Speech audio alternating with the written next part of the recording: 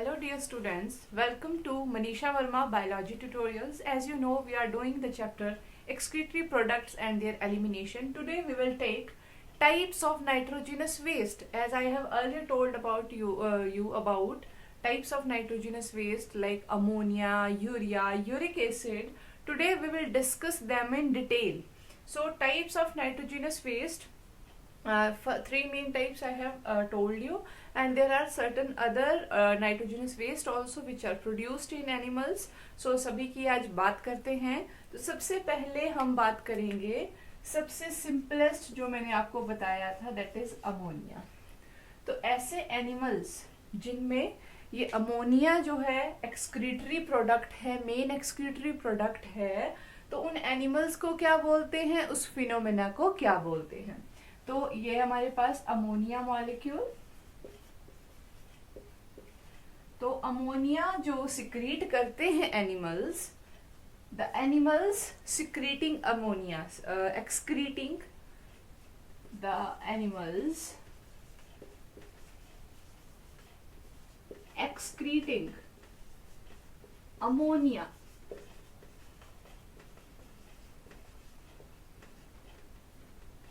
तो एनिमल्स जो एक्सक्रीट करते हैं ammonia as a principal excretory product.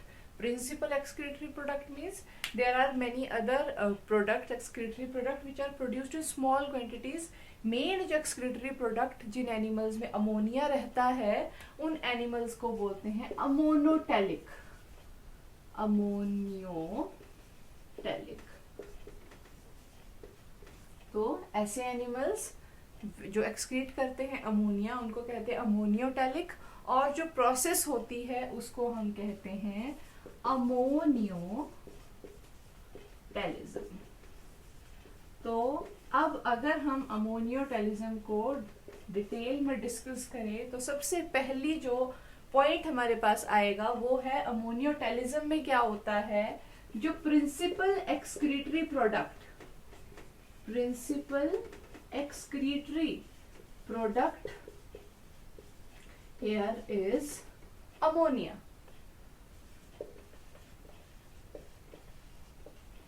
That is NH3.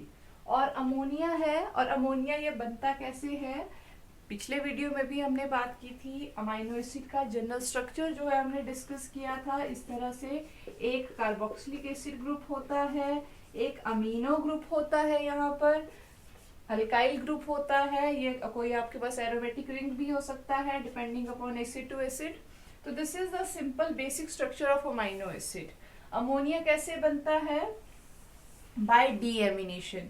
तो फॉर्मेशन अमोनिया की कैसे होती है, by oxidative deamination of amino acid. तो अमाइनो एसिड जो हमारे पास पहले भी हम बात कर चुके हैं, एक्सेस में जो होंगे उनकी जो डीएमिनेशन होगी वहां से बनता है. अमीनो ग्रुप वहां से रिलीज होता है इस फॉर्म में. सिंपली ये अमीनो ग्रुप क्या करता है, ये एक प्रोटॉन जो है ले लेता है, हाइड्रोजन आयन एक ले लेता है, and it changes into ammonia. So इसकी जो फॉर्मेशन की जो प्रोसेस है आप देख रहे हो, इट इज वेरी सिंपल. तो जो अमीनो ग्रुप है इसे कहा जाता है, it is the simplest and first catabolite of nitrogen metabolism. What is this, simplest and first कैटाबोलाइट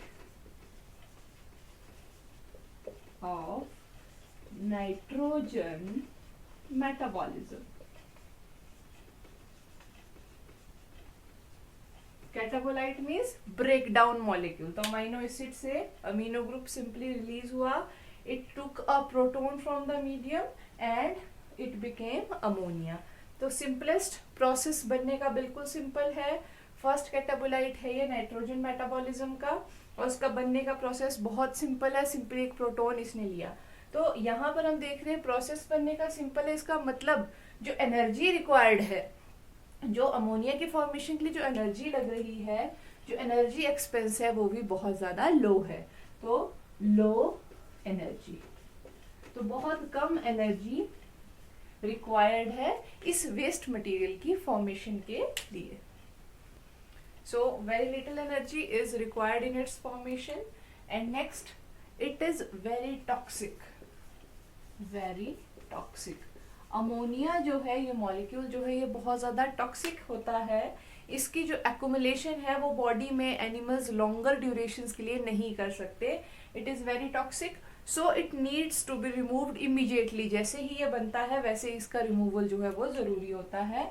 तो it needs to be removed quickly. Quickly remove होना चाहिए ये. और इसके साथ साथ जो इसका रिमूवल होता है उसके लिए animal needs plenty of water. So water requirement is very much high. Water requirement for removal of ammonia is very high. तो पानी जो चाहिए रिमूवल के लिए तो वो इसे बहुत ज़्यादा चाहिए यहाँ पर. क्यों? क्योंकि ये मॉलिक्यूल कैसा है, टॉक्सिक है, और एनिमल इसको अपनी बॉडी में बहुत देर के लिए नहीं रख सकता, इसको कंसंट्रेटेड फॉर्म में नहीं रख सकता है. तो अब यहाँ पर हम देख रहे हैं कि वाटर रिक्वायरमेंट हाई है. कितना हाई है? तो 1 gram of ammonia, it for its removal needs about 300 to 500 ml of H2O. तो 1 ग्राम अमोनिया के एक्सक्रीशन के लिए हमारे पास कितनी वाटर की रिक्वायरमेंट होती है? 300 से 500 ml. तो it's a large amount access जो वाटर जो है चाहिए. तो अब इतने ज़्यादा रिक्वायरमेंट है, जैसे हमने लास्ट वीडियो में भी बात की थी कि जो हमारे पास ये जो टाइप ऑफ नाइट्रोजिनस वेस्ट किसी एनिमल में होता है ये डिपेंड करता है उसकी हैबिटेट पर. तो अब हम यहाँ पर देखेंगे इतना ज़्यादा वाटर रिक्वायरमेंट है. तो अगर लैंड एनिमल्स में ऐसा होगा, इस तरह का एक्सक्रीटरी मैटर होगा, तो उनको वाटर लॉस जो है वो हो जाएगा. तो इस तरह का जो एक्सक्रीटरी मटेरियल है ये ज़्यादातर देखा जाता है एक्वाटिक एनिमल्स में, क्योंकि they have plenty of water available. तो ये जो अमोनियोटेलिज्म है ये ज्यादातर किसमें देखने को मिलता है? एक्वाटिक एनिमल्स में, क्योंकि उनके पास सरप्लस वाटर रहता है अमोनिया के रिमूवल के लिए. So this water requirement is high. And another point, और दूसरी बात यहाँ पर क्या है? It is excreted in a very dilute solution. Dilute ही होगा क्योंकि आप देख रहे हो सिर्फ 1 ग्राम अमोनिया को रिमूव करने के लिए इतना पानी लग रहा है. तो ये एक डाइल्यूट सोल्यूशन जो है वो release. So examples are scypha which is a sponge marine animal, hydra, and then prawn, unio, and bony fishes. So these are the animals which excrete this ammonia as their main excretory material. So these animals will be called as ammoniotelic, and the phenomena or the process is known as ammoniotalism. So now we have discussed ammoniotalism, and next that we are going to discuss is ureotalism. Ureotalism, as the name itself is indicating, urea, so this ureo term comes from urea. Ureotelic animals means such animals which excrete urea as their principal excretory product. तो यहीं से पता लग रहा है ऐसे animals जो urea excrete करते हैं उनको हम कहते हैं यूरियोटेलिक. तो पहले हमने उनको कहा अमोनिया वालों को अमोनियोटेलिक, इनको हम कह रहे हैं यूरियोटेलिक, और जो प्रोसेस है उसको हम कह रहे हैं यूरियोटेलिज्म. तो यहाँ पर जो प्रिंसिपल एक्सक्रीटरी प्रोडक्ट है, प्रिंसिपल एक्सक्रीटरी प्रोडक्ट जो हमारा है that is urea. First case में था अमोनिया, तो यहाँ पर है प्रिंसिपल एक्सक्रीटरी प्रोडक्ट यूरिया. अब बात करते हैं इसकी फॉर्मेशन की. तो फॉर्मेशन वहां पे हमने स्टडी किया था, फॉर्मेशन हो रहा था, ऑक्सीडेटिव डीएमिनेशन हो रहा था अमीनो एसिड का, और वहां से जो अमीनो ग्रुप आ रहा था वो एक प्रोटॉन ले रहा था और अमोनिया बना रहा था। उसी तरह से यहाँ पे जो फॉर्मेशन है यूरिया की वो कैसे हो रही है? Formation it occurs in liver cells, liver के जो सेल्स होते हैं उनमें होता है। It occurs with combination of ammonia plus CO2, it changes into urea, that is H2NCO and H2। तो इस तरह से ये हमारे पास यहाँ पे यूरिया का मॉलिक्यूल जो है वो बन गया प्लस वाटर। तो this is ammonia and this is carbon dioxide. और ये जो साइकिल है जिसमें ये यूरिया की फॉर्मेशन होती है उसे हम कहते हैं आर्जिनिन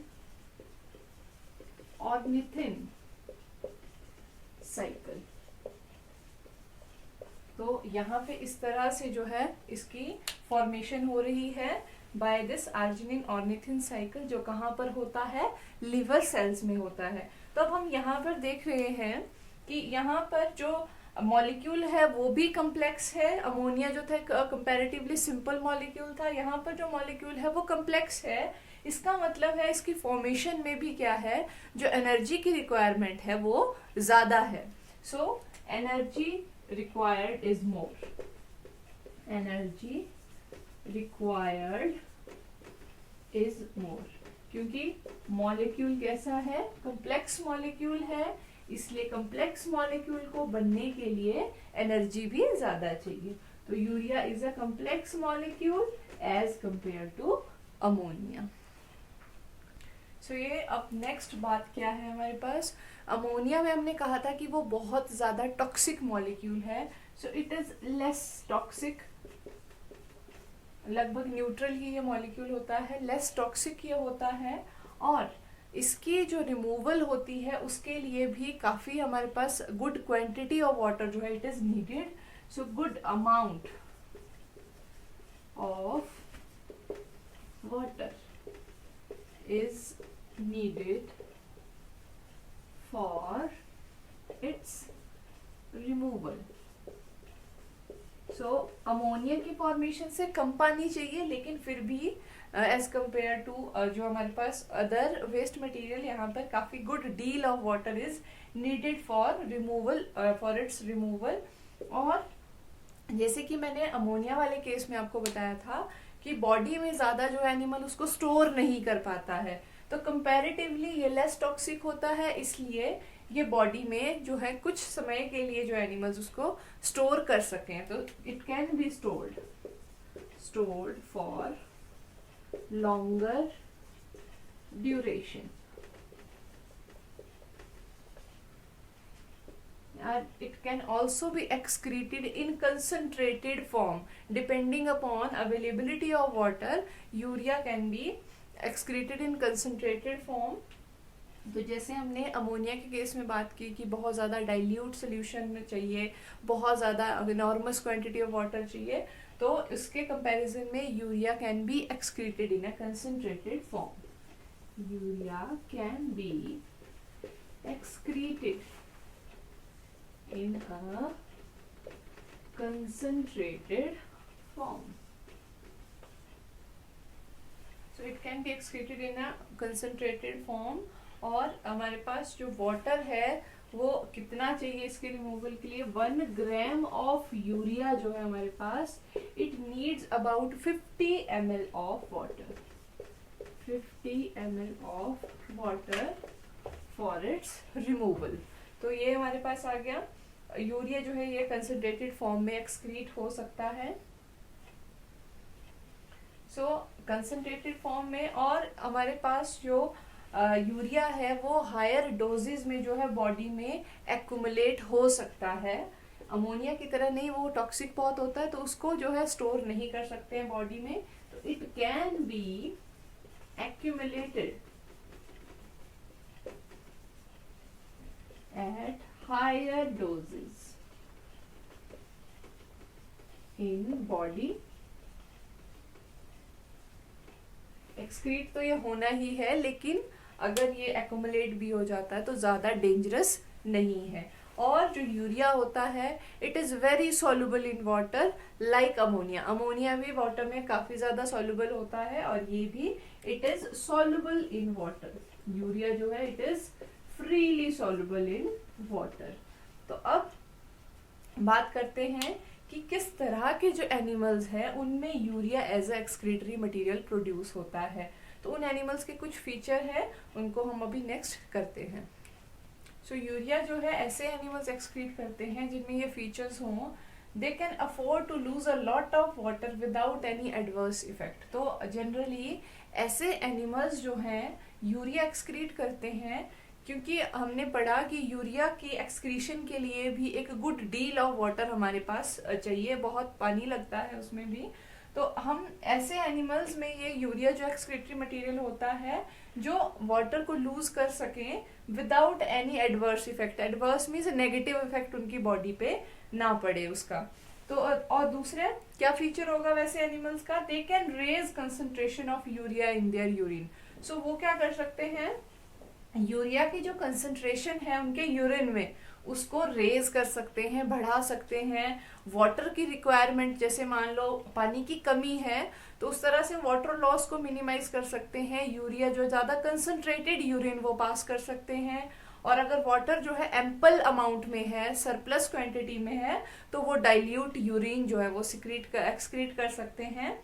तो उसी तरह से और उनमें और क्या फीचर होता है, they can raise concentration of urea in blood.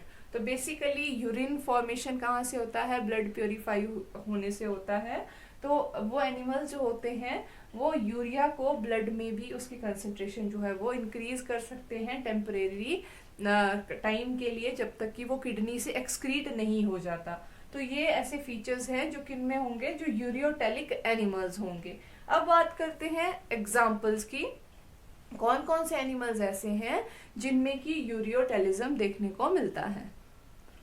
So examples are tailless amphibians, tailless amphibians is such like a frog, toad, etc. Man. तो हम जो ह्यूमन बींग्स हैं we also are ureotelic man. फिर हमारे पास हैं sharks and rays. Sharks and rays, these come under the category of cartilaginous fishes. Cartilaginous fishes. तो cartilaginous जो फिशेस होती हैं, बोनी फिशेस और कार्टिलेजिनस फिशेस, दो तरह की फिशेस हमारे पास रहती हैं। तो इनमें भी जो है यूरियोटेलिज्म देखने को मिलता है। तो थोड़ा सा जो हमारे पास एक्सेप्शन ये है कि हमने कहा था एक्वेटिक हैबिटेट वाले मोस्ट ऑफ द एनिमल जो है वो अमोनियोटेलिक होते हैं, लेकिन एक्सेप्शन क्या है यहाँ पर, जो शार्क्स एंड रेज है एक्वेटिक होने के बावजूद भी they are ureotelic. So this was about Uriotelism.